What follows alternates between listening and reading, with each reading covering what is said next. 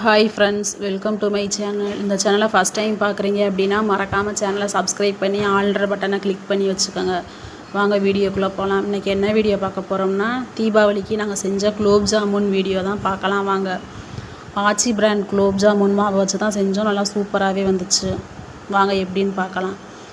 By one get one ஆஃபரில் வாங்கின குலோப் ஜாமுன் தான் இது. 2 பாக்கெட்டையுமே கட் பண்ணி ஒரு பாத்திரத்தில் மாவை கொட்டிக்கலாம்.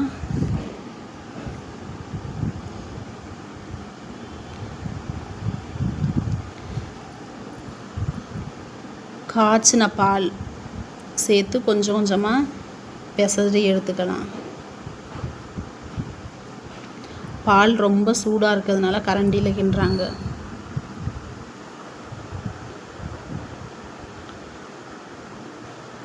கொஞ்சம் கொஞ்சமாக சேர்த்து சப்பாத்தி மாவு பதத்துக்கு பிசைஞ்சு எடுத்துக்கலாம்.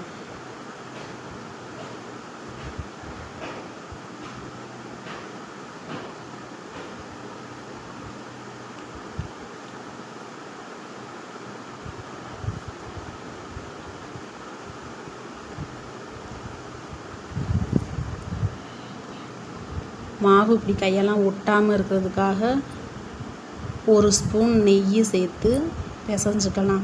நெய் சேர்த்து பிசையும் போது கையில் மாவு ஒட்டாமல் வரும். 1 ஸ்பூன் நெய் சேர்த்துக்கலாம். சேர்த்து மாவோடு சேர்த்து 2ஐயும் பிசைஞ்சு விடலாம். நெய் சேர்த்து பிசையும் போது நல்லா சாஃப்டாக கையில் ஒட்டாமல் வரும்.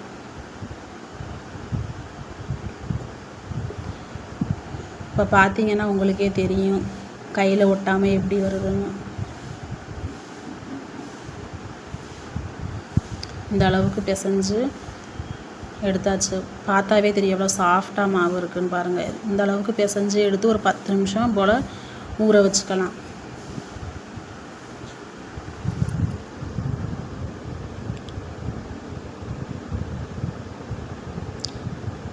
பத்து நிமிஷம் கழித்து பிசைஞ்ச மாவை சின்ன சின்ன உருண்டைகளாக உருட்டி எடுத்துக்கலாம். உருட்டும் போது நல்லா விரிசல் இல்லாமல் உருட்டுங்க, இல்லைன்னா பொரிக்கும் போது பிரிஞ்சு போகும் மாவு. இந்த சைஸில் உருட்டி எடுத்துக்கலாம்.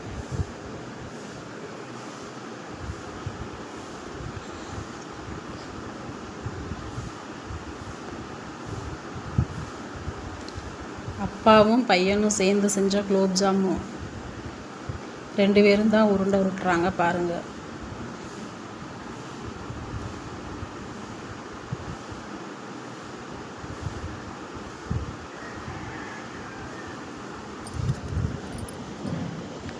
பாதி மாவை உருட்டி எடுத்தாச்சு.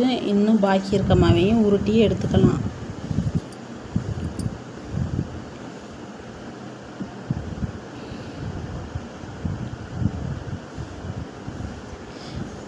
இந்த அளவுக்கு உருண்டைகள் வந்துச்சு.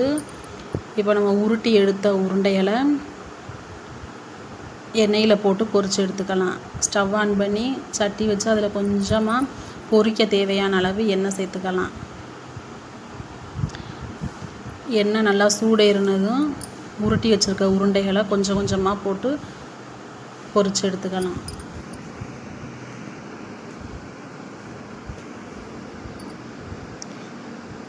உருண்டைகளை போட்ட உடனே கிண்டிடக்கூடாது. 2 நிமிஷம் விட்டு பிரட்டி விட்டுக்கலாம்.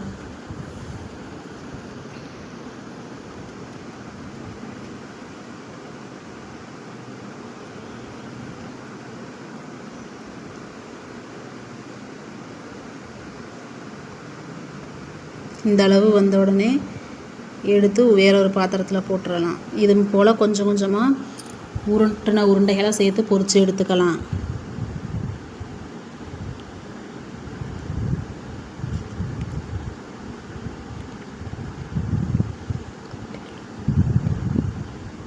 எவ்வளோ அழகாக வருதுன்னு பாருங்கள்.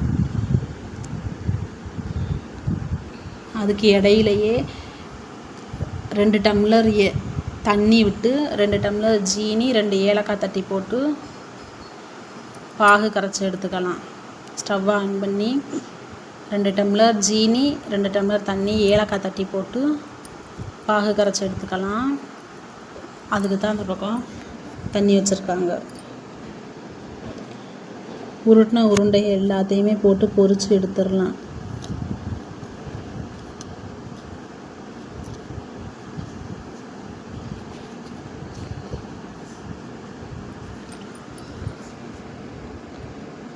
இன்னொரு ஸ்டவ்வில் பாகும் ரெடி ஆயிடுச்சு.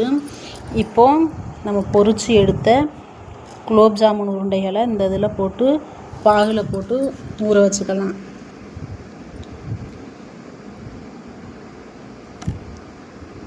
ரொம்ப சூப்பராக இருந்துச்சு. வீடியோ பிடிச்சிருந்துச்சி அப்படின்னா லைக் பண்ணுங்கள், உங்கள் ஃப்ரெண்ட்ஸ்க்கு ஷேர் பண்ணுங்கள். சேனலை சப்ஸ்கிரைப் பண்ண மறந்துடாதீங்க ஃப்ரெண்ட்ஸ்.